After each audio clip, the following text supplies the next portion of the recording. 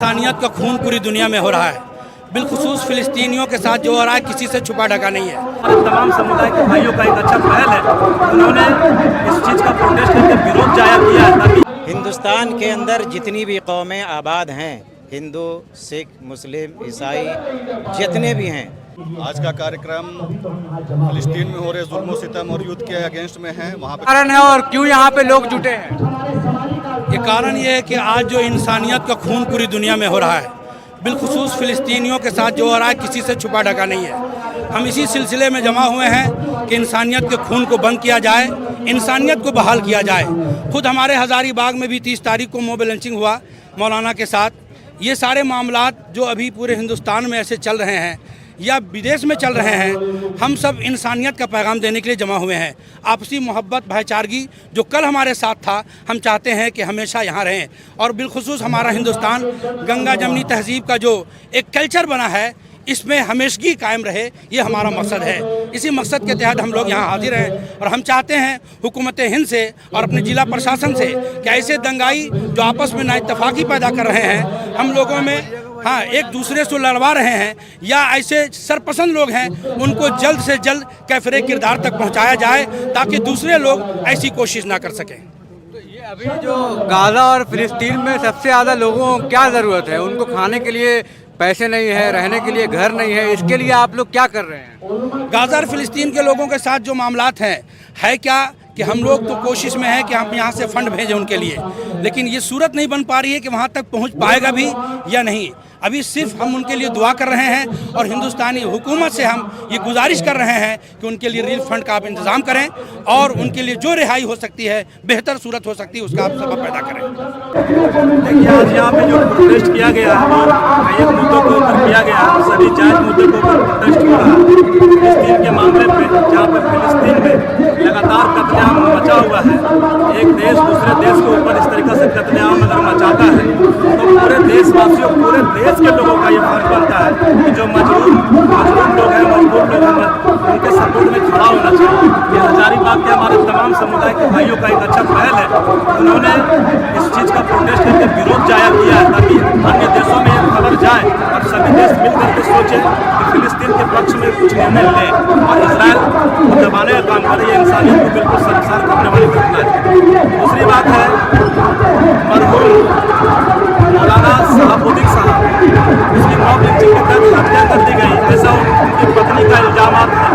ये बात हम लोगों को जानकारी मिली थी, मैं गया था उनके घर में। उनका परिवार काफ़ी दुखी है, काफ़ी दर्द में है और मैंने उनसे बात की। बात करने के बाद मैं संबंधित DSP से मुलाकात किया। उस वक्त DSP साहब ने वहाँ पर प्राथमिकी दर्ज नहीं की थी। मैंने बात किया और फिर उन्होंने प्राथमिकी दर्ज की और हमने उनसे मांग रखा कि इन तमाम मुद्दों को ऊपर उच्च स्तरीय टीम गठित करके और निष्पक्ष जांच कराई जाए और मरहूम के परिवार को न्याय दिलाया जाए। 50 लाख रुपए का मुआवजा, एक नौकरी भी दिया जाए, ऐसा डिमांड हम लोगों ने वहाँ पे रखा है। अब यहाँ पे सोचने वाली बात यह है कि हज़ारीबाग की पुलिस खुले शब्दों में कहती है, प्राथमिकी दर्ज होने से पहले जांच करके कहती है हज़ारीबाग की पुलिस की ये मॉब लिंचिंग नहीं, ये सड़क हादसा है। अरे साहब, बिना प्राथमिकी किए हुए आप इतने एक्टिव हो गए कि उसे करारा, मतलब आप डिक्लेयर भी कर दिए, कोर्ट का जगह आपने लिखी डिक्लेयर कर दिया आपने कि ये मॉब लिंचिंग नहीं है, ये सड़क हादसा है। क्या जांच किया आपने? यही जांच किया होगा कि चंद लोगों से पूछताछ किया होगा, 2-4 लोग क्या आपको सच बता दिए।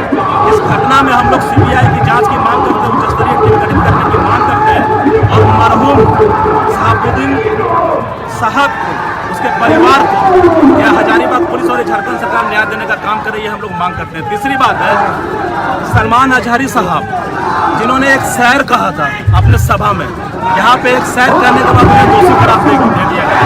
जहाँ तक बात है भड़काऊ भाषणों की, भाजपा RSS के कई एक ऐसे नेता है जो दिन दहाड़े भड़काऊ भाषण देते हैं, सरकार उनके ऊपर शिकंजा क्यों नहीं कसती? एक में सुरमा और एक में काजल नहीं चलेगा साहब।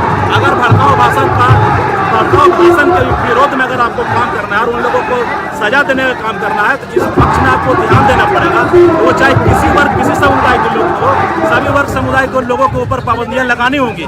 सिर्फ सलमान अजहरी साहब एक धर्म विशेष को टारगेट करके आप उनको गिरफ्तार करके एक शायर बोलने के चलते आप उनको जेल में डाल दीजिएगा, और बाकी आपके लोग खुलेआम जहर फैला रहे हैं देश में। कोई संविधान बदलने का बात बोलता है, कोई दाढ़ी टोपी रखने पर कत्लेआम मचाने का बात करता है, तो आप इन लोगों को क्यों नजरअंदाज कर रहे हैं? आप अगर इंसाफ पसंद लोग हैं, आप इन लोगों को भी गिरफ्तारियां सुनिश्चित करें, इन लोगों को भी जेल में डालें, और नहीं तो ये देश जो है धर्मनिरपेक्ष देश है, ये हर सभी धर्मावलंबियों, सभी जाति धर्मों के लोगों का देश है। अगर आप उन्हें गिरफ्तार नहीं कर सकते हैं तो सलमान अजहरी साहब को एक शायर कहे जाने पर उनकी गिरफ्तारी अवैध हम मानते हैं। हम मांग करते हैं आपके मीडिया के माध्यम से सलमान अजहरी साहब को इंसाफ दिया जाए और उन्हें अविलंब रिहा किया जाए। धन्यवाद। जय भीम आर्मी। मैं संजय रविराज, भीम आर्मी प्रदेश अध्यक्ष झारखंड। सबसे पहले मैं हुजूर हाफिज़ मिल्लत अलैहिर्रहमा का एक कौल नकल करता हूँ। हाफिज़ मिल्लत ने फरमाया, इत्तेहाद ज़िंदगी है, इख्तिलाफ मौत है।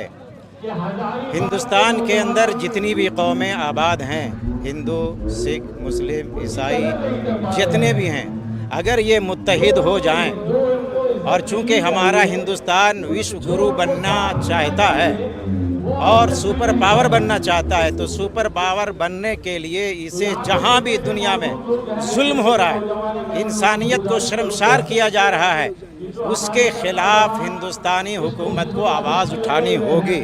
हम यहाँ ये पैगाम देने के लिए आए हैं कि हम हुकूमत हिंद के साथ हैं, कल भी थे, आज भी हैं। यहाँ के वज़ीर आला, वज़ीर आज़म और प्रशासन के हर विभाग और महकमे के लोगों से हम ये मांग करते हैं कि फ़लस्तीनी लोगों पे जुल्म जो हो रहा है उसे रोका जाए, इसराइल को रोका जाए, उसके हुदूद को जहाँ तक बनाया गया है वहीं तक उसे समेट के रखा जाए, कॉलोनियों को बंद किया जाए और मस्जिद अक्सा को मुसलमानों के हवाले किया जाए। साथ ही साथ हम हिंदुस्तान में रहते हैं, तो चूँकि हिंदुस्तान में भी नफ़रत का बाज़ार गर्म है। राहुल गांधी का कहना है कि मोहब्बत की दुकान खोलिए, नफ़रत का बाज़ार बंद कीजिए। लिहाजा पक्ष और विपक्ष, सत्ता और गैर सत्ता में रहने वाले सारे लोगों से हम ये कहेंगे कि 30 अप्रैल को जो हज़ारीबाग के एरिया में जो एक मौलाना शहाबुद्दीन साहब के साथ मॉब लिंचिंग हुई, और ये झारखंड में आए दिन मॉब लिंचिंग हो रही है, हम सत्ता से गुजारिश करेंगे कि इसे हर हाल में जांच किया जाए, और मॉब लिंचिंग अगर है तो जिन लोगों ने उनके साथ ये जुल्म बर्बरियत का काम किया है और सफ़ाकाना रवैया अपनाया है, उन्हें कैफरे किरदार तक पहुंचाया जाए, अरेस्ट किया जाए, और जो कानून मॉब लिंचिंग का यहाँ पे बनाया गया है जो अभी तक पास नहीं हुआ है उसे पास करके ऐसे लोगों को फांसी की सज़ा दी जाए। हम इस ख्याल से यहाँ पे इकट्ठा हुए हैं। आज ये जो सभा हो रही है, ये सभा खिदमत खल्क कमेटी, अंजुमन रज़ाए मुस्तफ़ा, अज़हरी कमेटी और नूरी एकेडमी और इन तमाम कमेटियों को लेकर के तंजीम उलमा अहले सुन्नत education and welfare trust Hazaribagh के बैनर तले आज पूरा शहर हज़ारीबाग यहाँ पे इकट्ठा हुआ है, और हुकूमत से ये मांग करता है कि मौलाना शहाबुद्दीन को 50 लाख का मुआवजा दिया जाए, उनके बच्चों की तालीम तरबियत का बेहतर इंतज़ाम किया जाए, और उनके लिए बेहतर सहूलत का इंतज़ाम किया जाए, और उन्हें ऐसी सज़ा दी जाए ताकि हिंदुस्तान में किसी के साथ भी दोबारा ये मामला ना हो। ये ज़रूरी नहीं है कि मॉब लिंचिंग मुसलमानों के साथ ही हो, अगर किसी गैर के साथ भी है तो ये भी कानूनी अपराध है, उसे कैफरे किरदार तक पहुंचाना चाहिए। यहाँ तमाम अवामी अहले सुन्नत, उलमा, दानिश्वर इकट्ठा हुए हैं, ये पैगाम दे रहे हैं कि हम हुकूमत के साथ हैं, हुकूमत आगे बढ़े, जो ये करना चाहती है हम उसके शाना बशाना चलने को तैयार हैं। आज का कार्यक्रम फिलिस्तीन में हो रहे जुल्म सितम और युद्ध के अगेंस्ट में है। वहाँ पे छोटे छोटे बच्चों को और बेगुनाह को मारा जा रहा है। इसको मैं आग्रह करूँगा लोगों से कि धर्म के चश्मे से ना देखें, इंसानियत के नाते देखें। अगर कहीं भी इंसानियत का कत्ल गारत होगा, जिस तरीके से अभी हाथरस में भी बहुत सारे निर्दोष मारे गए हैं भगदड़ में, तो हमारी संवेदना उनके साथ भी उसी तरीके से फिलिस्तीन में जो मारे जा रहे हैं वो बेगुनाह लोग हैं, और ये जंग नहीं है, एक तरीके का कत्ल आम है, जेनोसाइड कह सकते हैं। और हमारी मांग भारत सरकार से यही है कि इजराइल के साथ तत्काल प्रभाव से सारे संबंध तोड़ करके और फिलिस्तीन की हिमायत में खड़े हों, एक बार जिस तरीके से मेडिकल सहायता वहाँ भेजी गई है, दोबारा उनके लिए टेंट, खाना और मेडिकल सहायता दोबारा भेजी जाए। और अभी जो मामला हुआ है बरकट्ठा वाला, उस पर हम लोग SIT गठन की मांग कर रहे हैं। फास्ट ट्रैक कोर्ट में केस को चला करके यदि कोई मुजरिम है उसको सजा दिया जाए, पीड़ित के परिवारों को मुआवजा दिया जाए और परिवार के एक सदस्य को नौकरी दी जाए। आपके माध्यम से मैं यही बात को रखना चाहूँगा। आप तमाम मीडिया बंधुओं का इस कार्यक्रम को कवर करने के लिए मैं दिल से आभार प्रकट करता हूँ और आप लोगों का बहुत बहुत धन्यवाद देता हूँ।